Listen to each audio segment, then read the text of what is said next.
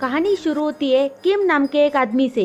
किम रोज की तरह शाम को काम से लौटते वक्त बस से उतरता है और हर रोज वो एक अजीब चीज नोटिस करता है। बस स्टॉप पर एक लड़की बैठी होती है, उसके पास एक सूटकेस होता है। पहले दिन किम ध्यान नहीं देता, दूसरे दिन भी वो उसे इग्नोर कर देता है, तीसरे दिन भी वही लड़की, वही जगह, वही सूटकेस। अब किम को अजीब लगने लगता है। अब किम को रहा नहीं जाता, वो उसके पास जाकर पूछ लेता है, तुम रोज यहाँ क्या कर रही हो? लड़की शांति से जवाब देती है, मैं बस का इंतजार कर रही हूँ। किम हैरान होकर कहता है, जिस बस से मैं उतरा हूँ वो आज की आखिरी बस थी, अब बस सुबह आएगी। लड़की किम को देखती है और पूछती है, क्या तुम मुझे जानते हो? किम चौंक जाता है, वो सिर हिलाकर मना कर देता है और बिना कुछ बोले वहाँ से चला जाता है। अगले दिन फिर वही सीन, किम बस से उतरता है और वही लड़की फिर से वहाँ पर बैठी होती है। बस फर्क इतना है कि आज बारिश हो रही होती है, लड़की भीग रही होती है। किम को उस पर तरस आ जाता है। वो कहता है, यहाँ रात बिताना ठीक नहीं है, मेरा घर पास में है, अगर चाहो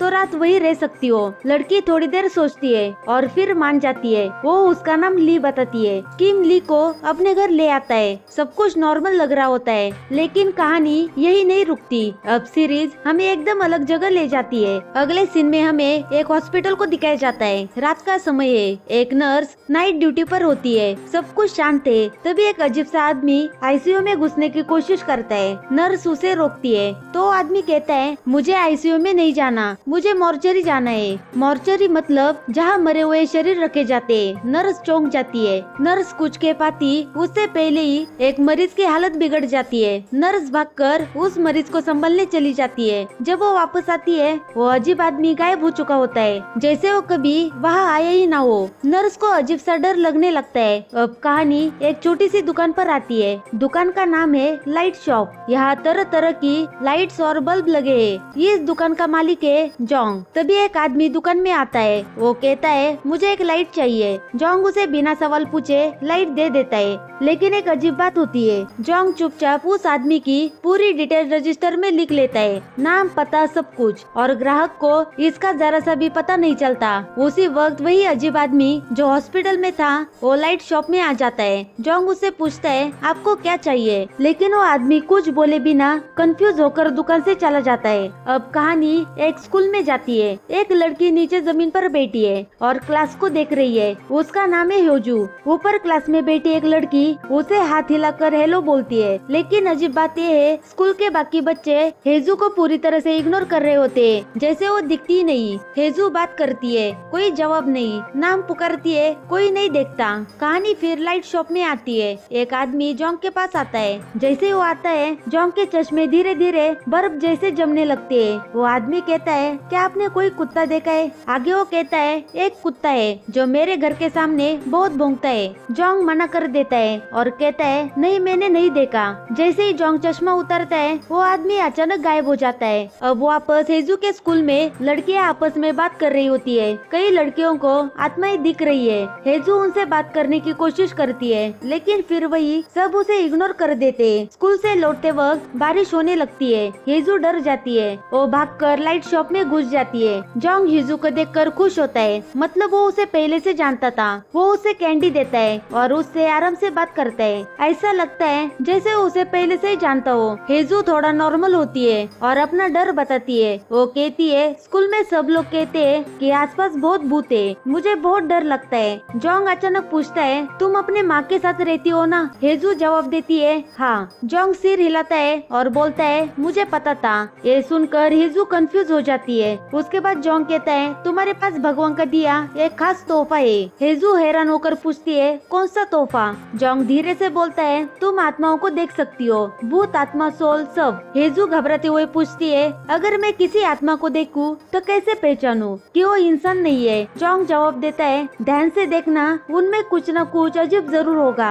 अब रात का सीन होता है। जोंग अकेला खड़ा होता है। वहाँ पर शीशे होते हैं और वहाँ जोंग का रिफ्लेक्शन बहुत बुरा दिखता है, मतलब साफ है जोंग खुद भी इंसान नहीं है, वो भी एक आत्मा है। अब कहानी वापस किम और ली पर आती है। घर में सब शांत होता है, लेकिन किम ली के हाथों पर ध्यान देता है। वो देखता है ली के नाखून उल्टी दिशा में है। किम डर जाता है। तभी अचानक ली किम पर हमला कर देती है। अगले सीन में ली अपने सूटकेस के साथ घर से निकल रही होती है। उसके सूटकेस से खून टपक रहा होता होता है। अब हमें लगता है ली एक खतरनाक आत्मा है। उसी रास्ते पर हेजू घर जा रही होती है। वो ली को देखती है और उसे नॉर्मल इंसान समझकर हाय बोल देती है। ली चौंक जाती है क्योंकि हेजू उसे देख पा रही है। ली समझ जाती है कि ये लड़की कुछ अलग है। अब कहानी में एक नया लड़का आता है, उसका नाम यूजी है। वो स्कूल से लौटते वक्त बहुत डरता है। डर कम करने के लिए वो गाना गाने लगता है। उसी गाने की आवाज पास के घर में साये को परेशान करती है।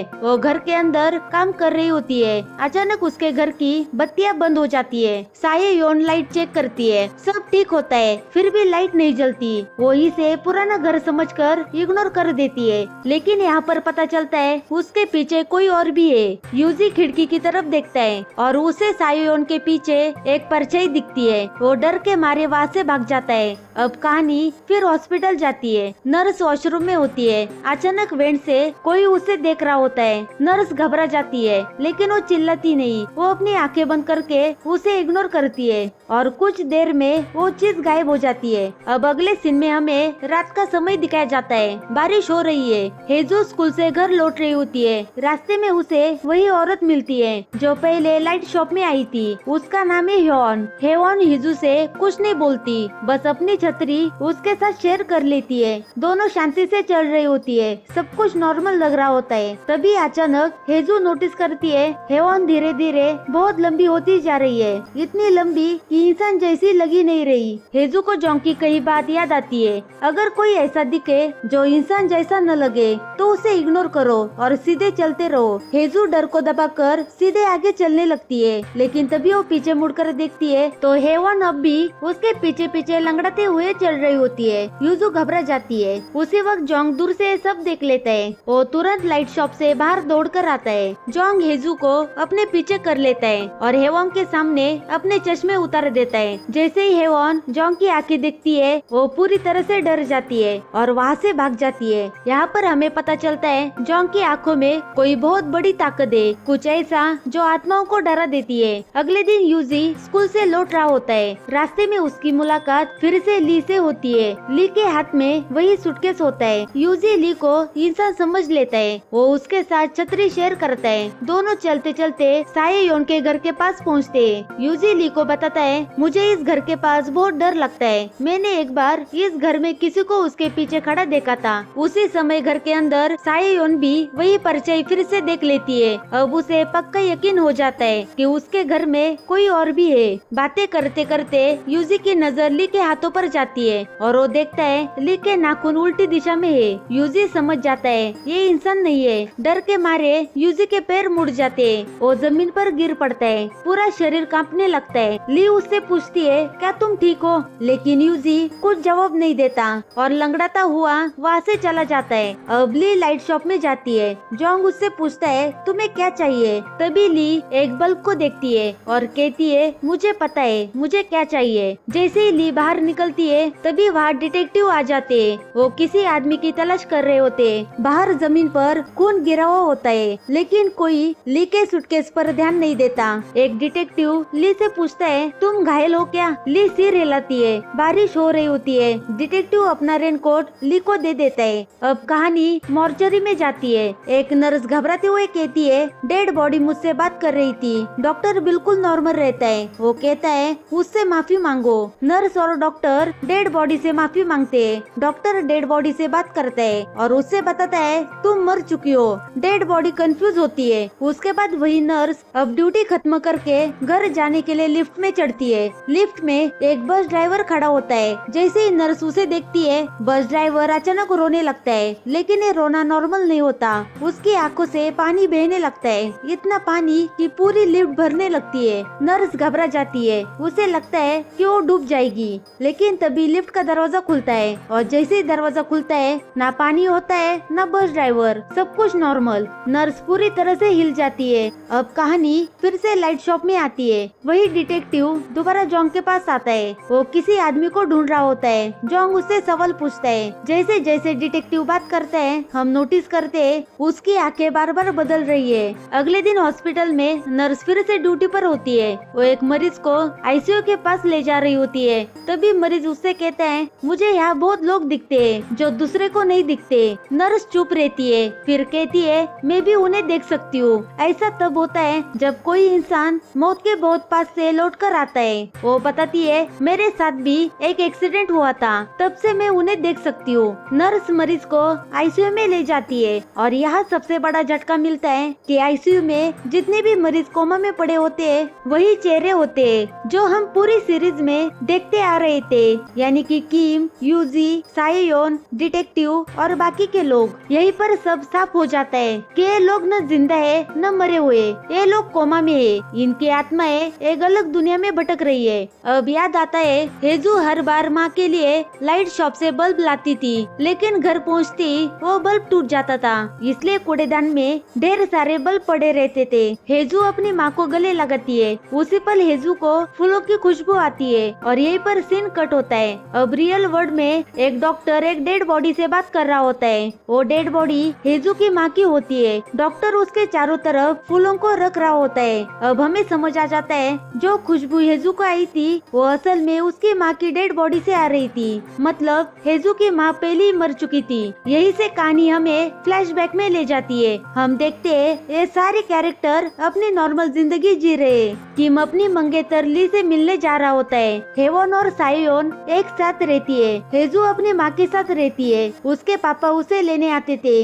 उसी दिन हेजू के पापा ट्रिप पर होते हैं, इसलिए हेजू की माँ खुद उसे स्कूल से लेने जाती है। उसी दिन यूजी एक बस में चढ़ता है और बस वही चला रहा होता है। वही बस ड्राइवर जिसे हमने आत्माओं की दुनिया में देखा था। बारिश हो रही होती है। ड्राइवर नोटिस करता है बस के ब्रेक ठीक नहीं है, लेकिन वो सोचता है लेट हो रहा है, इसे बाद में ठीक कर लूंगा। बस चलती है। तेज बारिश, तभी अचानक एक टायर फट जाता है, ब्रेक फेल हो जाते हैं और बस पुल से नीचे पानी में गिर जाती है और भयानक एक्सीडेंट हो जाता है। सब लोगों को हॉस्पिटल पहुंचाया जाता है। डॉक्टर बताते हैं हेजू की माँ मर चुकी है, हेवोन मर चुकी है और बाकी सब कोमा में है। उसके बाद ली किम की माँ को मैसेज करती है। वो उनसे पूछती है किम कैसा है। किम की माँ गुस्से में कहती है वो मर चुका है और मैं नहीं चाहती कि तुम उससे जुड़ी रहो। ली अंदर से टूट जाती है क्योंकि ली बोल और सुन नहीं सकती। किम ही उसकी पूरी दुनिया था।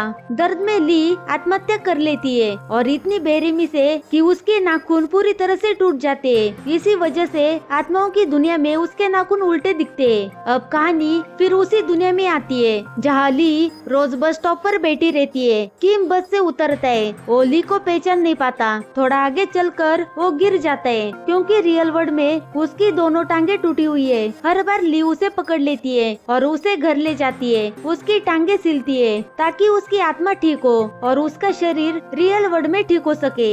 यानी कि ली किलर नहीं थी, ली किम की रक्षक थी। अब डिटेक्टिव जोंग से सवाल करता है। जोंग चश्मा उतारता है। डिटेक्टिव को याद आता है उसका एक्सीडेंट और उसे समझ आता है कि वो भी कोमा में है। जोंग बताता है एक बार भूकंप में उसकी बिल्डिंग गिर गई थी और उसकी बेटी उससे अलग हो गई थी। वो मदद ढूंढने लाइट शॉप आया। तभी उसे बताया गया तुम मर चुके हो लेकिन तुम्हारी बेटी जिंदा है। इसी उम्मीद में जोंग ने लाइट शॉप संभाल ली। जोंग बताता है ये दुकान एक रास्ता है, जो अपनी लाइट ढूंढ लेता है वो वापस अपनी दुनिया में लौट सकता है। बस ड्राइवर यूजी को लाइट शॉप में लेकर आता है। यूजी अपनी लाइट पहचान लेता है। जोंग उससे कहता है उम्मीद है हम फिर यहाँ न मिले। यूजी रियल वर्ल्ड में जाग जाता है। ली किम को लाइट शॉप ले जाती है। किम अपनी लाइट को छूता है। तेज रोशनी फैलती है और किम वापस जिंदा हो जाता है। लेकिन किम ली को भूल जाता है। वो सिर्फ इतना जानता है किसी ने तो मुझे बचाया था। ली आंसुओं के साथ उसे जाता देखती है। हेजू अपनी माँ से मिलता है। माँ उसे लाइट देती है। हेजू जाग जाती है लेकिन वो जानती है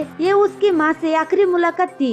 वही रियल वर्ल्ड में किम जिंदा है, यूजी ठीक है, डिटेक्टिव भी लौट आए है, लेकिन वो आत्माएं देख सकता है। वही जोंग और उसकी बेटी लाइट शॉप में साथ है। बस ड्राइवर आत्माओं की मदद कर रहा है। लाइट शॉप हमें सिखाती है कि मौत हमेशा अंत नहीं होता। कुछ रिश्ते जिंदगी से आगे भी साथ निभाते हैं और कभी कभी कोई हमें बचाता है बिना ये बताए कि वो कौन है। और इसी के साथ लाइट शॉप सीरीज यहाँ पर खत्म होती है। Thank you for watching.